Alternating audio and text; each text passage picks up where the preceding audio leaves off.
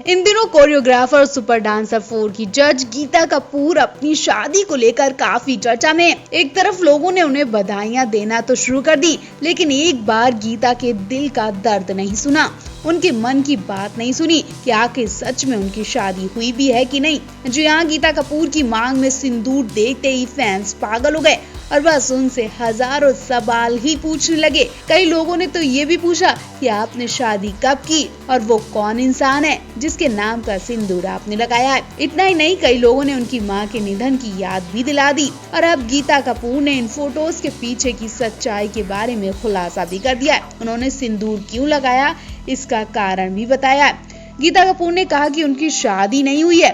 हाँ, अगर मैं शादी भी करती तो किसी से छुपाती नहीं।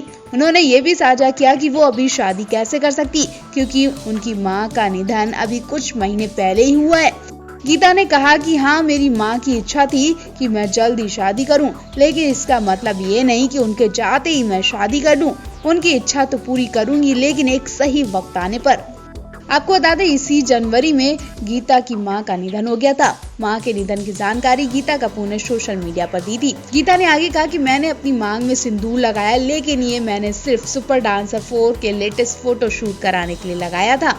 उन्होंने आगे कहा कि आने वाला एपिसोड बॉलीवुड की एवरग्रीन एक्ट्रेस पर है और इस एपिसोड में हम सभी को उन्हीं की तरह रेडी होना था। मैंने एवरग्रीन एक्ट्रेस रेखा जी के लुक को कॉपी किया था और मैं बिल्कुल उनकी तरह तैयार हुई थी। रेखा जी भी अपनी मांग में सिंदूर लगाती हैं, तो मैंने भी वो सिंदूर अपनी मांग में लगाया है। तो आप भी गीता कपूर की इस फोटो को लेकर क्या कहना चाहेंगे, कमेंट बॉक्स पे अपनी राय देना बिल्कुल ना भूलें। मशहूर कोरियोग्राफर गीता कपूर को कुछ ही दिन हुए सुपर डांसर 4 के सेट पर पहुंचे हुए कि उनके ऊपर दुखों का पहाड़ टूट पड़ा। गीता कपूर खबर सुनते ही सेट पर फूट फूट कर रोने लगी। शिल्पा शेट्टी कुर्सी से उठकर उन्हें छुपाती हैं।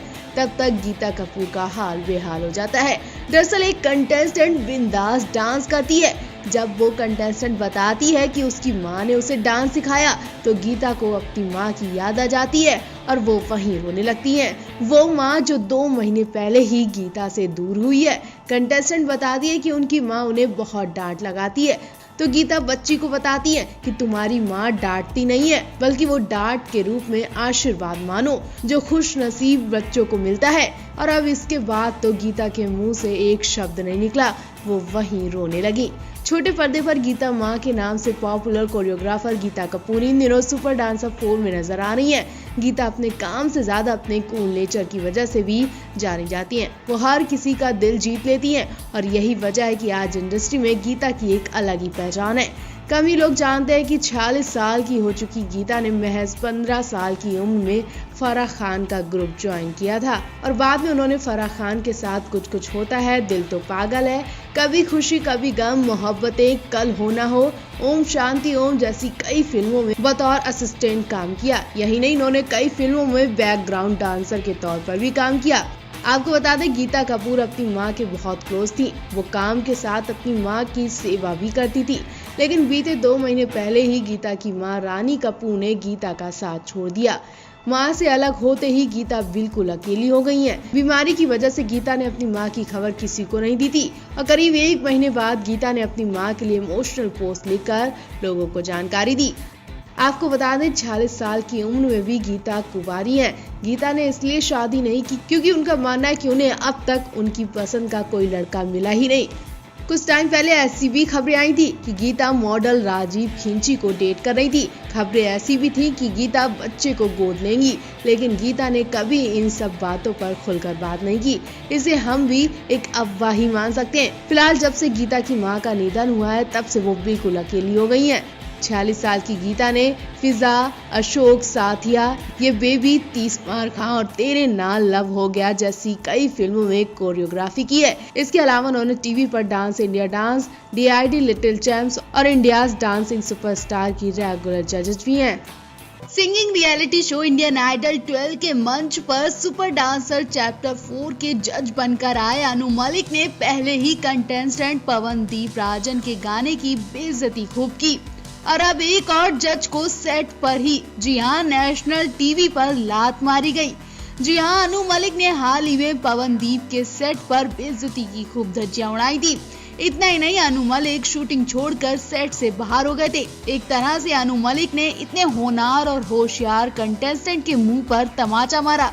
खैर, पवनदीप ने उनकी इज्जत की और उस टाइम पर वो चुप रहे, लेकिन लोगों को अनु मलिक का ये रवैया बिल्कुल पसंद नहीं आया और अब अनुराग बासु की खुद सेट पर बेइज्जती हो गई। एक महिला अनुराग बासु के कंधों पर लात रखती है और ये महिला कोई और नहीं बल्कि एक्ट्रेस शिल्पा शेट्टी है, जिन्होंने अनुराग बासु के कंधों पर लात रखकर चढ़ने की कोशिश की। एक तरह से शिल्पा ने भरी महफिल और नेशनल टीवी पर अनुराग बासु की धज्जियां ही उड़ा दी। बेशक शिल्पा अनुराग बासु एक दूसरे के बहुत क्लोज हैं, लेकिन इसका मतलब ये तो नहीं कि नेशनल टेलीविजन पर अनुराग बासु के कंधों पर लात रखकर चढ़ा जाए। जी हाँ, शिल्पा ने बेफिक्र होकर अनुराग बासु के कंधों पर चढ़ने की कोशिश की। ऐसा क्यों किया, हम आपको पूरी कहानी बताते हैं। इंडियन आइडल 12 में दानिश और नचिकेत ने जबरदस्त परफॉर्मेंस दी। दानिश और नचिकेत की जुगलबंदी देखकर गीता कपूर के पसीने ही छूट गए। वहीं शिल्पा दानिश और नचिकेत के गाने पर ठुमके लगाती नजर आई। दानिश और नचिकेत ने फिल्म मैं हूं ना के तुमसे मिलकर दिल का जो हाल क्या करे गाने पर अपनी आवाज दी। शिल्पा तो इन दोनों के गाने से इतना खुश हो गई कि वो कुर्सी पर पैर रखकर चढ़ जाती है और पहले तो डांस करती है और फिर अनुराग बासु के कंधों पर लात रखकर खड़ी होने की कोशिश करती है। हालांकि वो खड़ी नहीं हो पाती है। गीता शिल्पा की ये नौटंकी देखकर हैरान रह जाती है और सोचती है कि शिल्पा ऐसा क्यों कर रही है। उसके बाद अनुराग बासु खुद को अच्छा दिखाने के लिए शिल्पा को गले लगाकर खूब हंसते हैं। मशहूर सिंगर और रियलिटी शो इंडियन आइडल की जज नेहा कक्कड़ वैसे तो अपने कंटेस्टेंट के लिए जान छिड़कती हैं, लेकिन अब क्या हुआ जब उनकी आंखों के सामने सुपरस्टार कंटेस्टेंट की इज्जत की धज्जियां उड़ाई जा रही थी।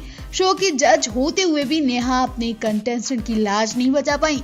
कंटेस्टेंट ने ऐसा क्या किया जिससे जज ने उनकी धज्जियां उड़ाई। सबके सामने कंटेस्टेंट को नीचे झुका दिया। हम आपको पूरी कहानी डिटेल में बताएंगे, लेकिन उससे पहले हम आपको बता दें कि जिस जज ने ऐसा कारनामा किया उसे तो लोग खरी खोटी सुना ही रहे हैं, साथ ही नेहा कक्कड़ को भी बुरा भला कह रहे हैं, क्योंकि वो उस समय रोक सकती थी लेकिन वो चुपचाप देखती रही और सुनती रही। दरअसल हाल ही में इंडियन आइडल 12 के सेट पर अनु मलिक की एंट्री हुई। बेशक अनु मलिक का इंडियन आइडल के सेट से पुराना नाता है, वो पहले ही इस शो के जज रह चुके हैं और सब ये भी जानते हैं कि एक बड़े मुद्दे की वजह से अनु मलिक को इस शो से निकाला गया था। जी हाँ, मीटू विवाद में फंसने के बाद अनु मलिक ने ये शो छोड़ दिया था।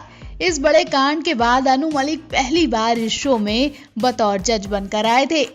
बेशक अनु मलिक यहाँ सीनियर थे, उनकी राय लेनी भी जरूरी थी, लेकिन ऐसा तो नहीं कि किसी भी कंटेस्टेंट को आप कुछ भी बोलेंगे, और खासकर उस कंटेस्टेंट को जिसके लोग दीवाने हैं। जी हाँ, जिस कंटेस्टेंट की आवाज के लोग दीवाने हैं, अनु मलिक ने उसकी धज्जियां ही उड़ा दी। अनु मलिक ने सुपरस्टार कंटेस्टेंट पवनदीप राजन की आवाज की धज्जियां उड़ा दी और फिर वो शूटिंग छोड़कर सेट से निकल गए। ये सब देखकर नेहा कक्कड़, हिमेश रेशमिया सब के सब शॉक्ड रह गए।